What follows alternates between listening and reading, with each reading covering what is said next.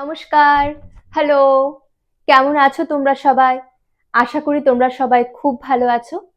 আমাদের channel travelling হানিবিজের আরেকটা নতুন ভিডিওতে তোমাদের সকলকে স্বাগত জানাই। থাম্বনেল দেখে তো জানতেই পেরে গেছো যে এই ভিডিওটা হতে চলেছে গঙ্গাবিতান নামের একটা প্রপার্টি নিয়ে। হ্যাঁ, তো লাস্ট ইয়ার ইন নভেম্বর সৈকতের বার্থডে সেলিব্রেট করতে আমরা সপরিবারে চলে গিয়েছিলাম ওই গঙ্গাবিতান প্রপার্টিতে। এই প্রপার্টিটা কলকাতা থেকে মাত্র 60 কিলোমিটার দূরে উলুবেড়িয়ার বেলারি গ্রামে অবস্থিত। একটা অসাধারণ প্রজেক্ট। তো চলো এই ভিডিওতে চেষ্টা করব ওই প্রপার্টির একটা ওভারঅল ডিটেলস তোমাদের দেওয়ার, আর তার সাথে জানাবো একটা দিন আমরা ওখানে কিভাবে এনজয় করলাম। চলো বেশি কথা বলবো না, একেবারে ভিডিওটা স্টার্ট করা যাক। কলকাতা থেকে এই গঙ্গাবিতানের ডিস্টেন্স 60 কিলোমিটার। বাই কার সেখানে পৌঁছাতে সময় লাগবে 2.5 থেকে 3 ঘন্টা। আমরা সকাল 10:30 নাগাদ ফার্স্টে NH12 ধরে, পরে NH16 ধরে উলুবেড়িয়া হয়ে বেলারি গ্রামের দিকে রওনা হই। যেহেতু এটি একটি পেট ফ্রেন্ডলি প্রপার্টি, তাই আমাদের সারমেয় লোকিকেও আমাদের সাথে সেখানে নিয়ে যেতে পারি। রাস্তায় ছোট্ট করে একটা টি ব্রেক নিয়ে আবার যাত্রা শুরু। প্রায় দুপুর 1:30 নাগাদ আমরা পৌঁছে গেলাম গঙ্গাবিতান। এখানে ঢুকতেই ডাবওয়ালা সবারই হাতে একটা করে ডাব কেটে ধরিয়ে দিল। আমরা ভাবলাম, আহা, এটা আমাদের ওয়েলকাম ড্রিঙ্কস। পরে টাকা চাওয়াতে সবাই আমরা হতভম্ব। ওদিকে তো আমরা বোকা বনে গেলাম, কিন্তু এদিকে লোকি বিছানায় গড়াগড়ি দিয়ে আরাম করে নিয়ে আসল কাজটা সেরে নিল। ওই দেখো, 2 বাবা সুইমিং পুলে নেমেই সাঁতার কাটতে শুরু করেছে। হয়তো দুজনে ছোটবেলার নদী পুকুরে সাঁতার কাটার স্মৃতিগুলো একবার ঝালিয়ে নিল। এদিকে সৈকত, মা আর বব সাঁতার না জানায় শুধু ভুঁড়িগুলোকে ভাসালো। উলুবেড়িয়ার বেলারি গ্রামে হুগলি নদীর ধারে একদম প্রকৃতির কোলে অবস্থিত এই গঙ্গাবিতান একটি অসাধারণ প্রজেক্ট। শহরের যান্ত্রিক জীবন থেকে বেরিয়ে পরিবার আর ছোট্ট পোষ্যকে সঙ্গে নিয়ে একদিনের স্টেকেশনের জন্য একটি পারফেক্ট ডেস্টিনেশন। এই গঙ্গাবিতান প্রজেক্টে এরকম অনেকগুলি ভিলা রয়েছে। প্রত্যেকটি ভিলার মালিক কিন্তু আলাদা। ভিলাগুলোর সামনেই রয়েছে প্রায় 60,000 স্কোয়ার ফিটের একটি বিশাল সবুজ লন, আর তার ঠিক পাশেই বয়ে চলেছে গঙ্গা নদী।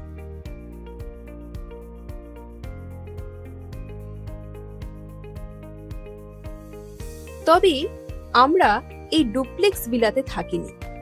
ঠিক এর উল্টো দিকে 2টি ছোট ছোট কটেজ আছে। আমরা তার মধ্যে একটি বেছে নিই। এদিকে রয়েছে প্রাপ্তি এবং জলসা নামক 2টি কটেজ। 2টি কটেজেই আছে প্রাইভেট সুইমিং পুল। আমরা প্রাপ্তি কটেজে ছিলাম। কটেজের সামনে একটা ছোট্ট সুইমিং পুল, আর তার পাশে ছাউনি দেওয়া একটা সুন্দর বসার জায়গা। চলো তোমাদের কটেজের ভিতরটা দেখায়। ঢুকতেই একটা বড় লিভিং রুম। লিভিং রুমের ওদিকে রয়েছে একটা সোফা কাম বেড, কর্নারে একটা ফ্রিজ, এদিকে রয়েছে একটা বড় ডাইনিং টেবিল, ড্রিঙ্কিং ওয়াটারের ব্যবস্থা আছে, এসির ব্যবস্থা আছে, সাথে আছে ওয়াইফাই এর ফেসিলিটি, আরেকটা টেলিভিশন দেওয়া আছে। এই কটেজে 3টে বেডরুম আছে। চলো রুমগুলো দেখে নিই। প্রত্যেকটা রুমেই রয়েছে queen size bed, AC and attached washroom. ওয়াশরুমে গিজার আর শাওয়ারের ফেসিলিটি আছে। সাথে রয়েছে ওয়েস্টার্ন স্টাইল টয়লেট।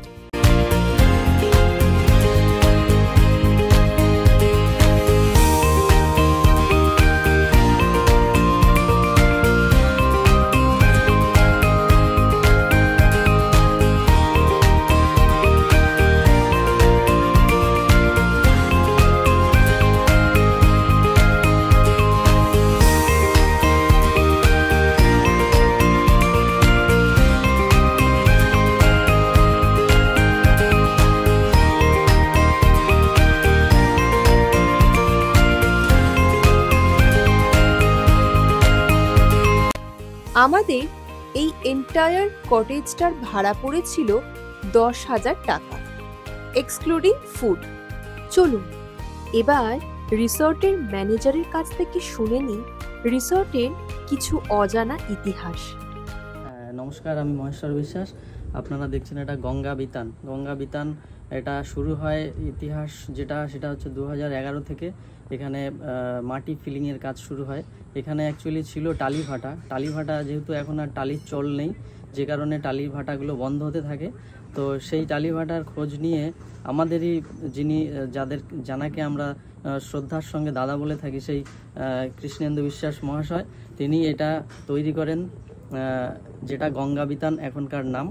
তো সেই 2011 সাল থেকে শুরু হয়ে এখন গঙ্গা বিতান এই পজিশনে দাঁড়িয়ে রয়েছে।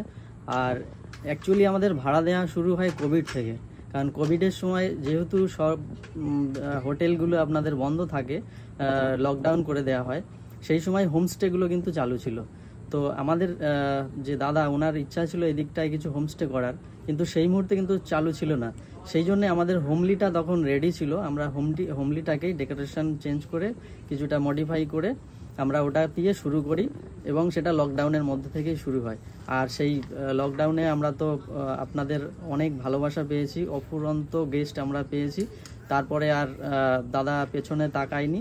আমরা পরের বছরেই আমরা এই দুটো কটেজ আবার নতুন করে শুরু করেছি, যেটা একটা হচ্ছে প্রাপ্তি আর একটা হচ্ছে জলসা। এই দুটো কটেজ আর আমাদের এই ভিলা, এই 3টে ইউনিট নিয়ে আমাদের এখন পথ চলা।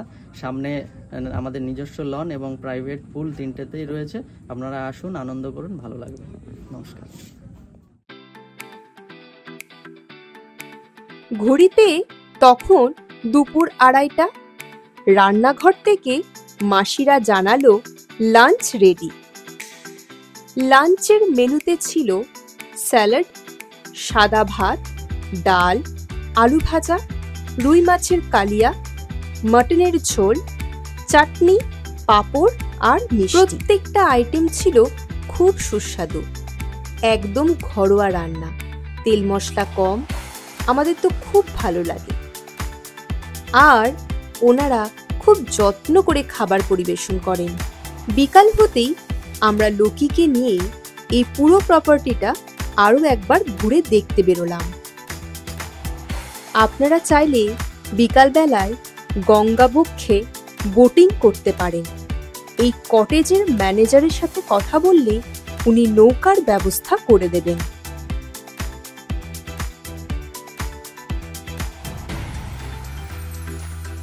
এদিকে দেখুন, লোকি প্রথমবার বাছুর দেখে কি না কি ভেবে ওদের তাড়িয়ে বাড়ি পাঠালো।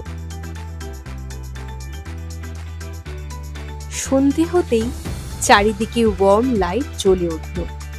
তখন আমাদের এই কটেজের দিকটা কিছুটা এরকম দেখাচ্ছিল।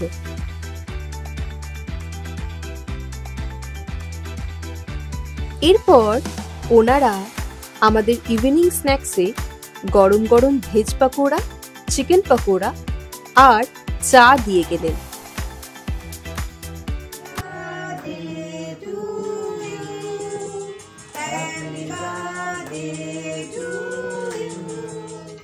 এরপর ছোট্ট করে আমরা নিজেদের মতো করে সৈকতের বার্থডে সেলিব্রেট করলাম।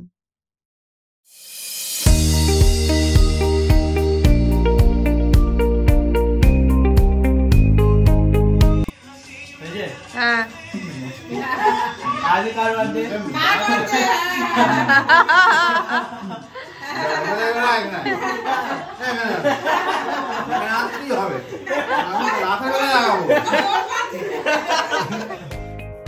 রাতে ডিনারে ছিল ফ্রাইড রাইস আর চিলি চিকেন।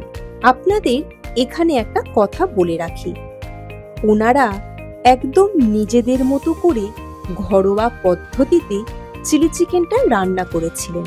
তাই আপনি যদি একটি বড় রেস্টুরেন্টের চিলি চিকেনের কথা ভেবে এখানে ডিনার করতে বসেন, তাহলে হয়তো হতাশ হবেন। শুরু হলো এই অসাধারণ ভিউ আর গরম গরম চায়ের সাথে আড্ডা দিয়ে। এই সরস্বতী পুজো হয়নি কিন্তু ওই গাছটার ওই সেই টক টক ফলগুলো হয় না, সেই ফল গাছে কি সুন্দর আমাদের তোমার দারুণ এইগুলো হয়। আঙ্কেল আমাদের সিক লিভ আছে 10টা হ্যাঁ। আর এরপর আমরা সকলে ফ্রেশ হয়ে ব্রেকফাস্ট সেরে নিলাম। ব্রেকফাস্টে ছিল গরম গরম ফুলকো লুচি, আলুর তরকারি আর মিষ্টি। 10টা বেজে গেছে। এবার চেক আউট করে গঙ্গাবিতানকে বিদায় জানানোর পালা। ইচ্ছা থাকলো ইন ফিউচার আরও একবার এখানে আসার।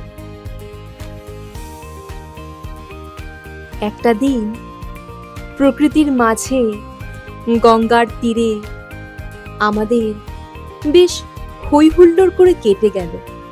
ও হ্যাঁ, আরেকটা কথা বলে দিই, কিভাবে আপনারা এই গঙ্গাবিতান বুক করবেন আর একদিনে আমাদের কত খরচ হলো সব ডেসক্রিপশন বক্সে তো আশা করি মেনশন করে দিলাম। তোমাদের এই ভিডিওটা কিছুটা হলো ইনফরমেটিভ লেগেছে, ভালো লেগেছে। যদি ভিডিওটা ভালো লেগে থাকে তাহলে অবশ্যই লাইক করো। কিছু বলার থাকলে, কিছু জানানোর থাকলে কমেন্ট বক্সে লিখে জানিও। আর সব শেষে আমাদের চ্যানেল ট্রাভেলিং হানিবিজকে সাবস্ক্রাইব করতে কিন্তু ভুলো না। চলো, দেখা হচ্ছে আবার কোনো নতুন ট্রাভেল ভিডিওতে, নতুন কোনো জায়গা নিয়ে। ততদিন তোমরা সবাই খুব ভালো থেকো, সুস্থ থেকো। টাটা।